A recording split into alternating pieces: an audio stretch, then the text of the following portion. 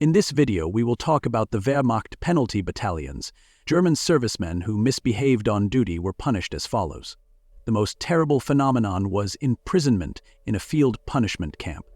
The possibility of survival in these camps was minimal. The orders of the Chief of the Rear Army Command prescribed hard physical work, necessarily involving risk and, if possible, directly in combat operations.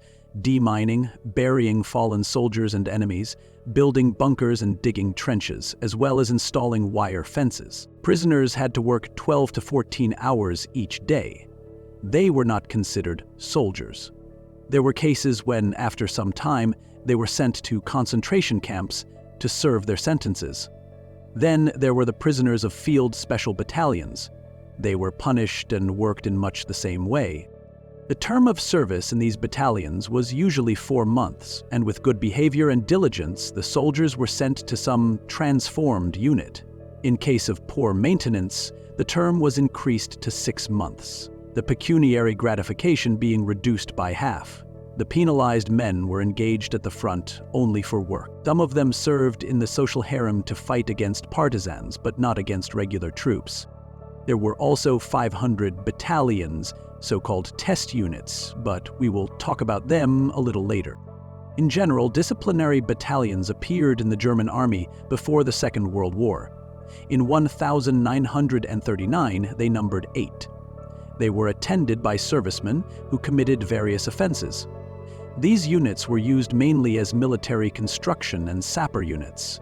After the victorious Polish campaign, these battalions were disbanded, believing that their existence in the victorious German army was no longer appropriate. However, after the Soviet counteroffensive near Moscow, the situation changed. As a result, the Führer's order of December 16, 1941 was adopted, prohibiting the order to retreat without the traditional permission from above. Many commanders flew from their posts, and soldiers who deserted from the front line were shot on the spot. Being no elementary order in the positions, the German state on the Eastern Front had 100 penalty companies, or as they were officially called, with probationary battalions. Neither wounding nor heroic behavior on the front line on the term had no effect. That is, German soldiers could not atone for their guilt with blood, unlike Soviet soldiers. From the hospital, the wounded returned to his final bat. The number of penalized soldiers on the Eastern Front was strictly defined: 16,500 people, 100 fine companies spread across the entire Soviet-German front. The order of caste was strictly observed: officer penalty companies, non-commissioned officers, and soldiers. Sometimes for tactical reasons they were combined into battalions, and of course these troops were sent to the very scorcher. The first shots, in which the German penal officers distinguished themselves, was Stalingrad. From them were created special units that destroyed Soviet tanks. Faustpatents were not available then, and the Germans developed tactics to fight with T-34 and KV on narrow city streets. Some penal officers moving through the ruins crawled up to the Soviet armored vehicles, planted anti-tank mines under the tracks, and stopped the tank. Then another group, with the help of grenades and mines, killed the tank crew. Also, German penal officers fought in the battles on Malaya Zemlya near Novorossiysk. The German fine battalions were able to achieve the capture of dominant heights and regain control of Tsemeskaya Bay. On the day of arrival, the 560th Penalty Battalion, consisting of 3 companies of non-commissioned officers and 1 officer's company, was dispatched. The Soviet fighters killed up to 300 men with machine gun fire and in hand-to-hand combat, forcing them to retreat. The Battle of Kursk was not without the participation of the penalized men. It was, perhaps, the only case when the Wehrmacht command gathered in one group all the fine battalions that were on the Eastern Front and threw them into battle. They were advancing on the northern side of the Kursk Bulge. This is what Herbert Dessler, a fine battalion sergeant taken prisoner at the Orel section of the front, said: "We were met with a barrage of machine gun fire. Every second of our battalion was killed." Smallpox prevention measures were required, as dangerous as it is in South Africa. Approximately the same situation was in all the penal battalions transferred to Kursk. After overcoming minefields by pre-prepared passages, the battalions came under fire of powerful Soviet artillery, tanks, and infantry, and suffered heavy losses. In the battles in Ukraine, especially famous was the German officers' Fine Battalion, which stubbornly defended in the encircled Ternopil. It became the backbone of the garrison, composed of heterogeneous units. Street battles in Ternopil were especially persistent, and their fierceness resembled Stalingrad.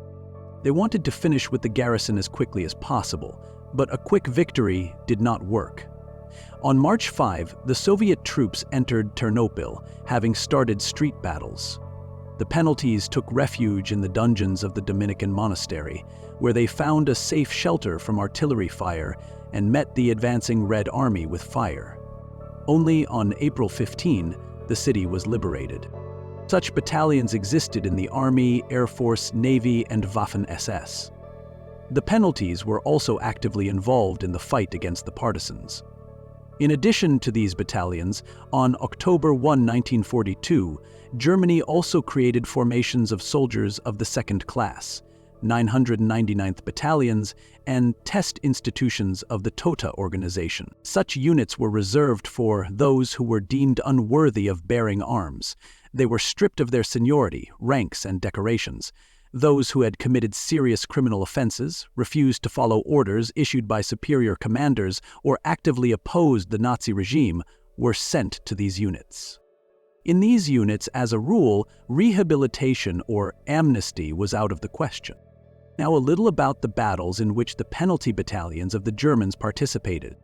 The 540th Battalion took part in the battles against the Soviet Second Shock Army in Miesnovoy Bor in the spring of 1942. In 2 months of fighting, it was completely destroyed.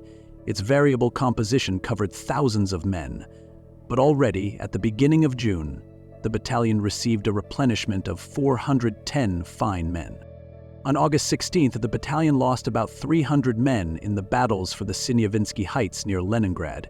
In just 3 days, the opponents include more than 700 people. A special place among the penalized men was occupied by a unit called Dierlewanger's SS Division. Its commander, Oskar Dierlewanger, was himself mentally ill. In 1941, this unit was sent to Poland to fight partisans, where it became famous for its cruelty. Dierlewanger's group was then transferred to Belarusia. There they broke their record by killing about 1,000 people in a few weeks, mostly women, children, and the elderly. In 1943, the unit was sent to the front, where it received a crushing defeat and was taken to the rear for reforming. The Allies returned later to the north, where it fought in Russia and won. The Dierlewanger Division also distinguished itself for its brutality in suppressing the Warsaw Uprising. After the war, almost all the men of this unit were shot. That's all for today. If the video was interesting, put a like and subscribe to the channel to not miss new, interesting, and informative videos. Write what you think about the cruelty of the Second World War. Thank you for watching.